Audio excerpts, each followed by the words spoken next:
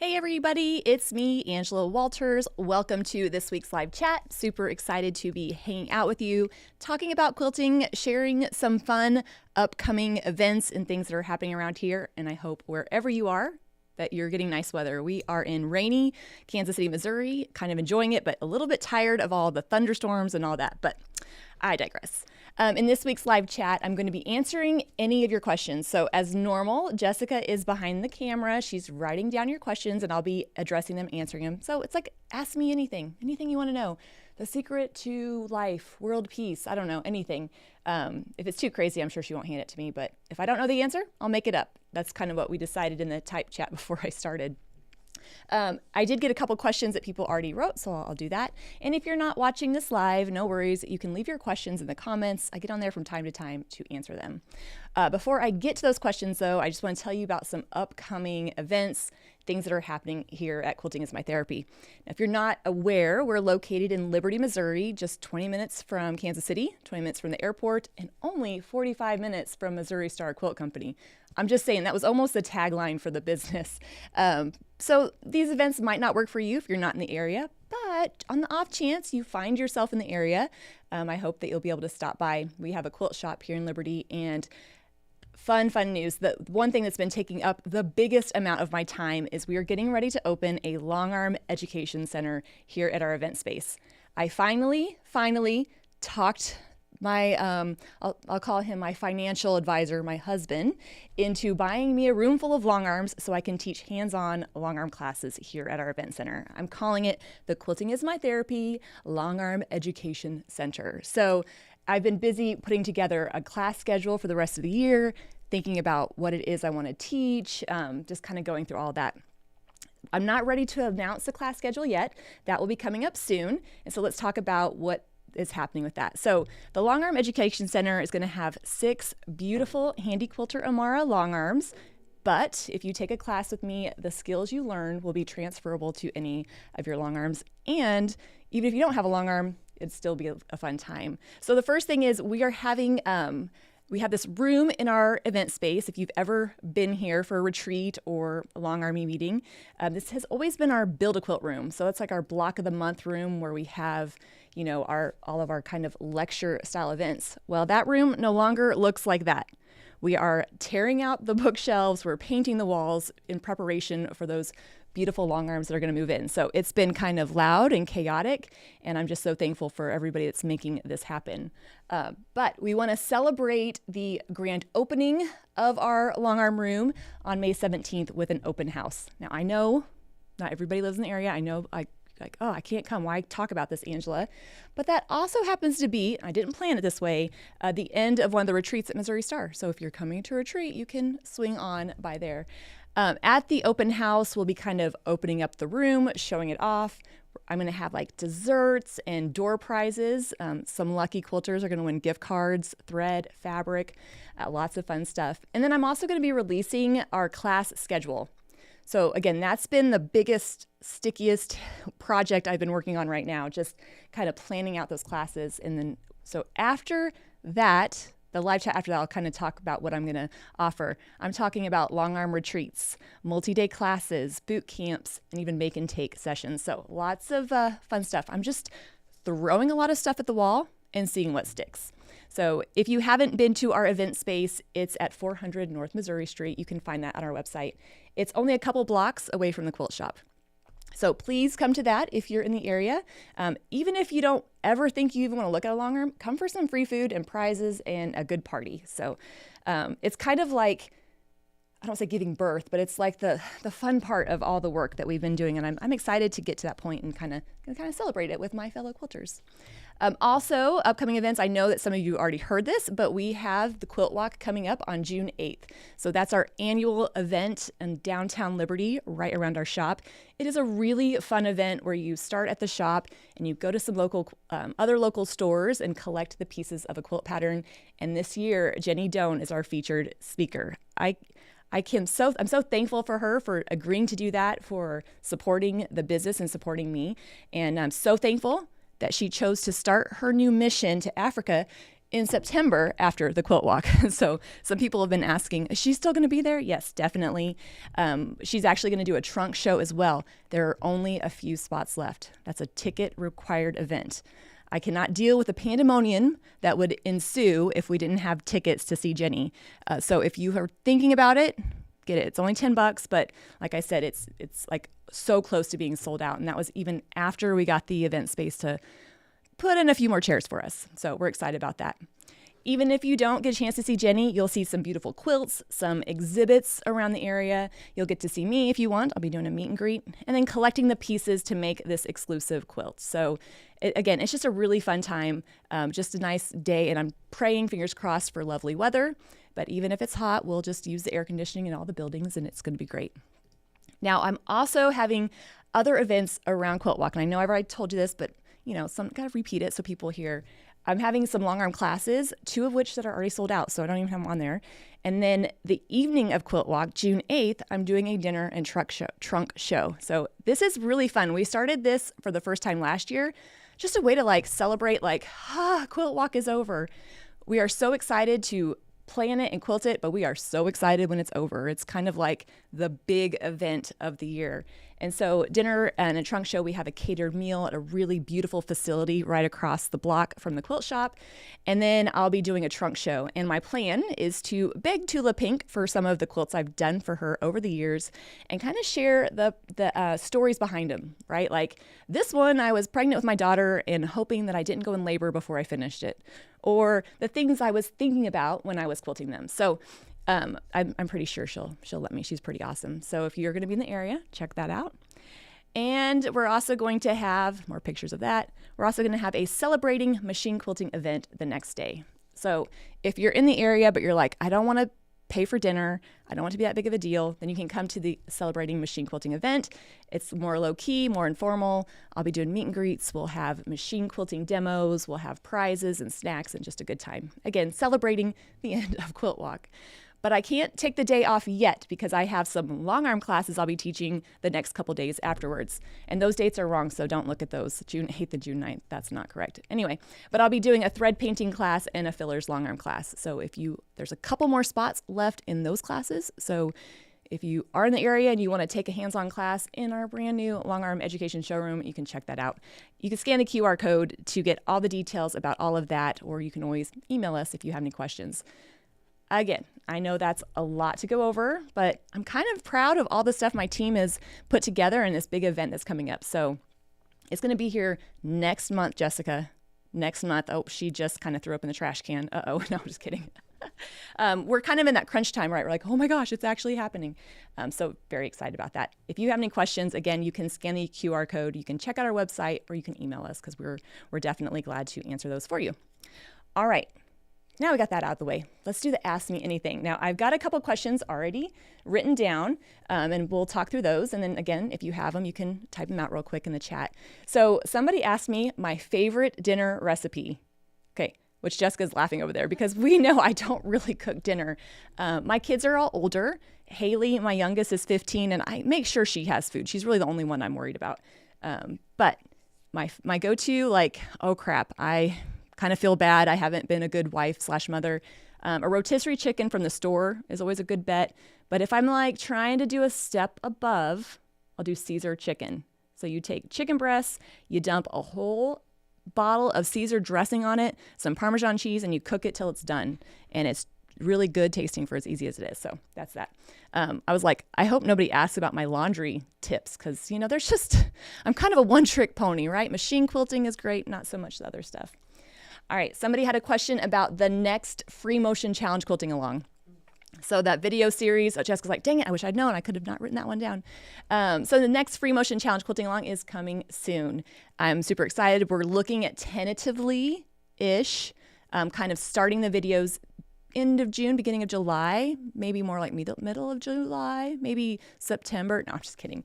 We have that all kind of lined up. We're just trying to get this done and then we'll announce it. So it's coming up very soon and it's going to be Help, How Do I Quilt It Too? So we're going to talk about design ideas for blocks.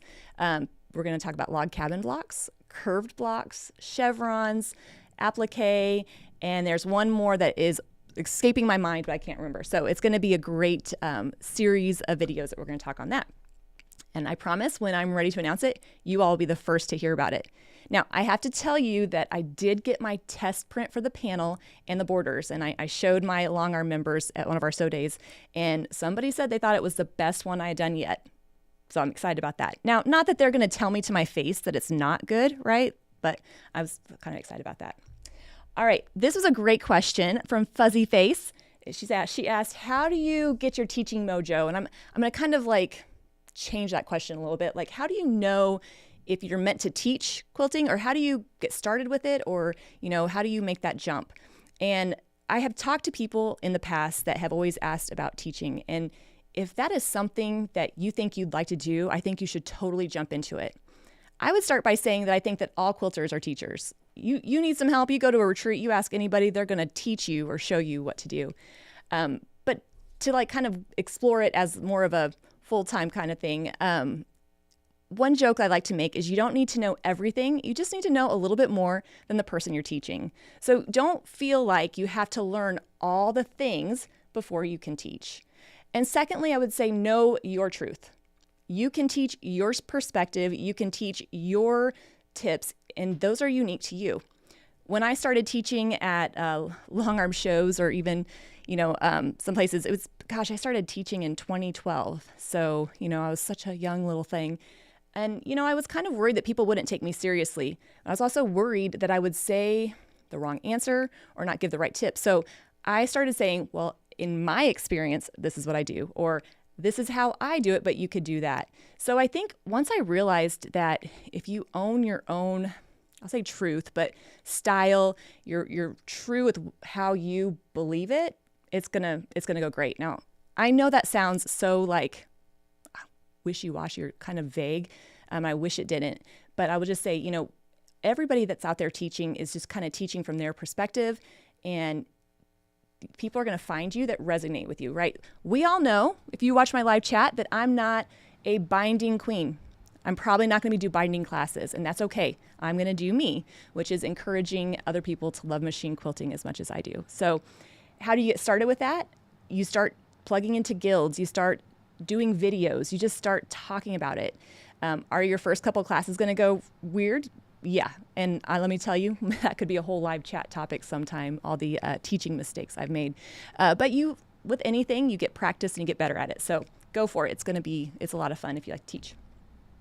All right. Another question. When are we going to see new episodes of the Midnight Quilter? So yeah, I want to do them, but I'm just busy right now. So it's on the list, is what I like to say. I've got plans in my head. We are in the process of kind of upgrading our filming studio with things that will make filming easier. I have great help and a great staff, but a lot of that is kind of on me. And so hopefully soon. It's on the list. I really want to do it, but I don't have any in the hopper right now. So they take that for what that is. All right, this is a good question. I've never been asked this one before by Kathy. Should I wash my machine quilting gloves in between quilts? If you have the machingers, those white gloves, after a couple quilts, they start looking pretty grungy, and I think it's picking up some of the color of the fabric. I've never washed my gloves, mostly because I don't like doing laundry, so I've not ever noticed a problem with that, but I don't think it would hurt to wash them. So I would love for people to kind of comment on their thoughts on that. I would say don't worry about it, but I guess if you were doing like a white whole cloth quilt and you were an entrant to a show, perhaps, but I've never had any issues with that. So those are most of the questions I have written down. Jess is going to bring me some there. All right. How do I focus back on quilting when I lose my quilt mojo? Oh, I have kind of toyed with the idea of doing a live chat about that. What to do when you get creatively burnt out. Because it's a true thing. And in any creative endeavor, whether it's for a job or not, it's easy to get burnt out. So for me, when I feel, first of all, I know the signs. If I start feeling like I don't want to be around people, I start avoiding my email, I start daydreaming about staying home all day, I know that it's time to kind of fill my creative cup. So think about the things for you like that kind of trigger the loss of your sojo, right? Is it not going into your quilting room? Is it whatever it is for you? but also know that it's a cycle. That doesn't mean you've lost that passion for a while. That took me a while to figure out. After quilt market or a really big quilting event, I would have the inevitable kind of letdown. And for me, I just felt like, oh, I don't love quilting anymore. No, it's just my body was in recovery mode, and that's okay.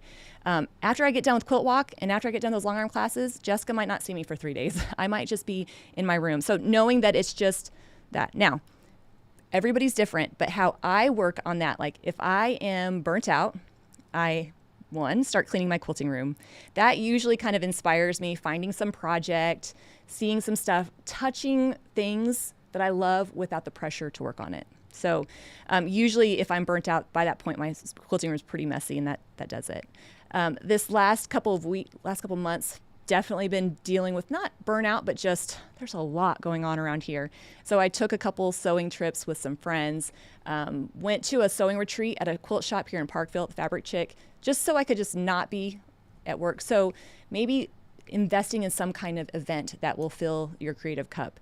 It may seem frivolous. Like for me, I'm like, well, I have my own retreats. Do I really need to pay to go? But it was great. It was so much fun to kind of just be in a different area, be with, some of my friends and some different people and do that. So think about investing in something. It doesn't have to be like over the top. You don't have to come to Quilt Walk, although let me say I'm not going to, try to dissuade you from doing that. And then also, it's going to sound weird, but I don't let my quilting make me feel guilty. I hear this a lot when I'm traveling or talking to quilters, like, oh, I have so much stuff. Oh, I never got this thing finished. Quilting is our creative hobby, right? There's a lot of other things to feel stressful about. Let's not let our projects make us feel guilty. So if I feel like working on this project, I'll work on it. And if I don't feel like it, I won't. So I don't know if that helps, but just know it's a kind of an up and down. It depends on what's going on in real life. So hopefully that helps. Have I ever quilted on a cross-stitched quilt with Aida cloth? Okay, I'm not sure what the Aida cloth is, so that's probably no. But I have stitched on a cross-stitch quilt. I don't know if maybe that cloth is the thicker kind of stuff. Cross-stitch quilts freak me out because if you start doing all this detailed quilting over the top of it, it could detract away from all that hard work that somebody's done. But also, if it's a big area of cross-stitch, it's going to need to be quilted or it will be detracting because you have this big unquilted area. So I try to keep the quilting very basic in that area if I have to. Like if it's a cross-stitch leaf, I might go around the outline of the leaf or just the very, very minimum with a thread color that's not going to, show up very much. Now, that's totally just my own opinion. I have seen people show like cross-stitch quilts that are older, antique quilts that are, maybe like falling apart. Well, I would have to handle that a little bit differently. But for a regular cross-stitch quilt, I'm going to just add as little bit of quilting as I can just to hold that area down without detracting from it. So I hope that helps. How do I keep the needle from jumping when I pause while quilting on rulers? I have a Moxie that kind of does that. Okay, so the needle from jumping, two things. So Moxie is a stand-up long arm. I'm just going to answer that for a sewing machine real quick. So on a sewing machine, if you ever notice when you're quilting, you have a big old stitch when you start a new line, like resume quilting, it could be that your quilt is pulling too much on your needle. So if there's that pulling on your needle, when the needle comes up, that quilt's going to shift before the needle comes down. That will give you that big stitch. For me, it seems to happen more when I'm quilting with rulers because I'm so focused on that ruler and hoping that it won't slide. And so if that's the case, if I'm on a sewing machine, I'm making sure that there's no pulling or wrinkling at the needle because that just says, hey, when that needle comes up, it's going to run away. A long arm is a little different, right? That fabric is staying still. We're just moving the machine. When we're quilting with a long arm, especially in stitch regulated, it needs a nudge to start going, right? So think about being in a car and coming to a stop sign. You have to put on the gas or brake, you stop. And then to get it to go, you have to punch that gas to get going. And so it's the same thing with a stitch regulator. The Moxie, which is the Handy Quilter long arm, is an amazing long arm machine, but the motor is not quite as powerful as some of the others. So you have to nudge it a little bit more to get it to go. If that is too you're like, I don't love that, that's not fun, you can adjust your stitches per inch so it doesn't have to go as far to take a stitch. For instance, if I'm doing 10 stitches per inch, if I move that number to 12, that means it doesn't have to travel quite as far to take that next stitch. Not to get granular, but you could also use the cruise function on your Moxie. The cruise function is kind of in between manual and stitch regulated. What that does is when you stop the machine, it still quilts pretty slowly. And then when you start, it revs kind of up. So think of it like revving the gas when you're at the stop sign, if that helps. So if you're like, I have no idea what she just talked about, just pretend I didn't say anything. What's my favorite sewing machine to use for quilting? So I have an HQ Stitch 610, and I use that a lot for videos, for piecing. But I've got to tell you, I've had kind of a featherweight revelation the last couple of weeks. We had a retreat here at Quilting is My Therapy, and we loaned out my machines, and it just so happened that we loaned out every machine I had, and I wanted to sew a little bit. And so I drug out the featherweight that my husband got me like 6 or 7, 8, 9 years ago. I'm like, oh, I'll just sew with this. And I was like, this is kind of fun. And then I took it on a sewing weekend, and I loved it. It was great. So right now I'm just kind of like in love with the featherweight. And all of a sudden I get why people love their featherweight so much and why they travel with them, and they do. It quilts so great. So HQ Stitch, but I've been loving my featherweight. So very fun with that. Uh-oh, I have a needle stuck in my sewing machine. I have tried everything to get it out. I've oiled it, used needle nose pliers. Any suggestions? Take it to a machine shop. Truly, at that point, if it's stuck in there, even if you get it out, something's probably wrecked in there. Something's probably out of time. And even if you got another needle in there, it could end up hurting it more. So I'm sorry, that's probably not the answer you want to hear. Most things you can fix. That I would just suggest look for a sewing machine shop and take it up there to have them work on it. I hope that gets fixed. That's never any fun. Can we get a sneak peek of the new FMQ challenge? Yeah, I'll do that next week. I'll give you a little sneak peek of it. I don't have it right here and I don't have it pulled up, but let's just say it's multicolored and the borders look kind of like feathers. Oh, I'm so excited. Okay, any tips on using my rulers? I'm just starting out. Is one ruler easier to start with? I purchased them all, but I'm hesitant to jump in. All right, just jump in. It's a lot of fun. The straight edge ruler is going to be the best one to start with. So if you have slim, that's going to be a great one. Chevy, Dot, anything that has that straight edge, because the point of contact between the foot and the ruler is the same no matter where you are on that ruler. So you don't have to quite think as much.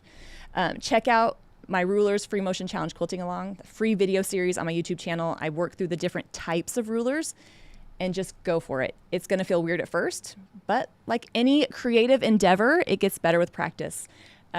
If you're like, oh, I don't want to ruin a quilt, I say this all the time, load or get a yard of fabric and quilt with that ruler as much different way as you can. If you don't like how it's looking, move over and start a new line of quilting. And then when you're done, cut out the pieces that you like and move on. So I think you're ready. You just need that like push off into the pool of machine quilting with rulers. Unfortunately, I'm not there to force you, but just jump in. I promise it's not gonna be bad. What brand of long arm quilting machine is my favorite? Well, I have to tell you, I'm a Handy Quilter dealer and salesperson, so that probably makes it pretty obvious. But I was a Handy Quilter owner before. I love the machines. I love the company. They're so great to work with.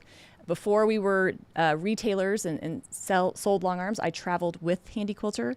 And even before that, I used Handy Quilter. So I love them. Now, I will say that long arms are kind of like cars. So if you're sitting there like, well, I don't have a Handy Quilter, everybody loves their car. Every car gets the job done, just some get it done in different ways. So it's not like you have to have a Handy Quilter long arm, but if you want to have a Handy Quilter long arm, you could definitely get one from us.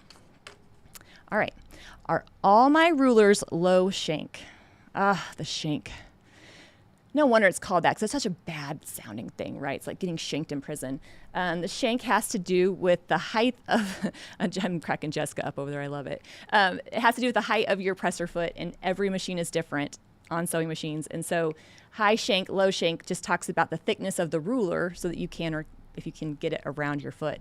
So for instance, long arm machines, almost all of them, to my knowledge, all of them do, use high shank or 1/4 inch thick acrylic, and that works on high shank sewing machines. You're like, oh my gosh, Angela, just answer the question.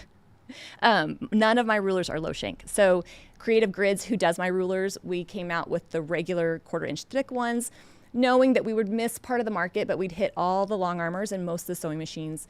And then we came out with, they wanted to do low shanks, but it just didn't go over very well. So they end up discontinuing them. So none of my rulers are low shanks. So sorry about that. If you have a low shank machine, that doesn't mean you can't necessarily use a ruler. It just means it's going to hit kind of in different places. So just try it out and see if that works. So great questions. Any more questions, or that's it? Okay, I got a couple that I wrote down, so I'll just answer those real quick, and then we'll land this plane, and I'll see you next week. One question I'm asked a lot, and that was kind of asked earlier, is it easier to quilt on a sewing machine or a long arm? Having taught classes on both, having seen people move from one or the other, I'm going to say it's just different, right? Quilting on a sewing machine is nice because you don't need as much room. You can start wherever you want on the quilt. You can easily change the orientation of your quilt in a way to make it easy. For instance, if I want to quilt this way, I can just turn my quilt. But it takes a little bit more smushing and pushing, a little bit more body movement. You have to make your quilt sandwich beforehand, so there's some pluses and minuses. Long arming, however, is a lot quicker because you're just moving that machine. It just moves like a breeze, but you have to approach the quilt in a very specific way. I can't just load the quilt and start in the center without doing anything else. That's going to not end up well. So I have to work kind of top down. So for me, it just depends on what kind of fills your cup, what you prefer. So if somebody were telling me like, oh, I love to have my hands on the quilt, I love to, be close to it, like to sit down, I mean, then a sewing machine is going to be a great option. Long arm, if you can stand for longer periods of time, if you are comfortable with that freedom of movement, then that might be better for you as well. It just depends on your preferences. Now for me, I went from hand quilting to long arming and then learned how to quilt on a sewing machine. So long arming is my first language, and I find it much easier, quicker. But like I said, there's definite pluses and minuses. I will say that whenever I answer this question, I always want to preface it by saying you can do machine quilting on either machine. I know sometimes, especially quilters, especially myself, I think if I only had that next bigger, newer, better, greater thing, then I would practice quilting and then I would do it. But I feel a lot of people don't quite use the tool they have to its capability. So don't let the fact that you do have a long arm or you don't have a long arm keep you from trying machine quilting. Now, I will say that if you have been on a sewing machine and you've just purchased a long arm, it can be really intimidating, the ease of the movement of the machine. And you might think, oh, this is never going to translate. It will. And same the other way, long arm to sewing machine. So for myself, going from a long arm to learning to sewing machine, the designs go together the same way, just how you apply them, how you actually do them, just takes a little bit of refinement. So it's easy to kind of transfer that to other machines with a little bit of practice. In the beginning for me, especially as I taught, it would take me a second of warm up to kind of like, oh, okay, this is a different movement. But now I can kind of switch back and forth. It's kind of like I'm bilingual with the machines. So anyway, kind of fun. And then the last question I'll answer, and then I will let you go. What's the scariest quilt I've ever done? So I just added that question for myself because I think sometimes people think like, oh, she's quilted a few quilts. She must not get scared anymore. I definitely still get nervous when I work on quilts because I always think if I can replace this quilt, I'll be okay. Right? Worst case scenario, I might have to remake this quilt as quickly as I can, quilt it and send it off. But when the quilt is not remakeable, like when it's Tula Pink's EPP, I can't say it, La Pascale quilts. Every time I say it, I make up a different word. That she's used different fabrics and out of print stuff and all this. I'm like, yeah, I can never replace that. So I'm always a little nervous. The scariest quilt I probably ever did, though, was for Denise Schmidt. So she'd asked me to quilt a quilt for her. It was very new, like I hadn't quilted for her before, and she wanted something that started in the middle and worked its way out, and I just like, oh, it was so scary. But whenever you come up against something that is scary, whether it's, trying to be a teacher or doing this professionally or trying a new skill, you're going to come up to that point and you're going to feel the fear, and then you're just going to jump into it, right? Or avoid it. But I just said, well, we gotta figure this out. Now, I will say that was the last quilt I ever quilted from the center out. I did learn a lesson. That's not something I like to do, but it was definitely scary, and eventually I got it done and it was fine. So anyway, well, thank you for hanging out with me for another week for live chat. I know that you're busy and I don't take your attention for granted, and I appreciate you hanging out with me. Again, I get on here most every Thursday at 3 p.m. Central, and I'm not sure what I'm going to talk about next week, but I'm sure something will come up. Until then, I hope everybody stays safe. Have a great rest of your week, and happy quilting.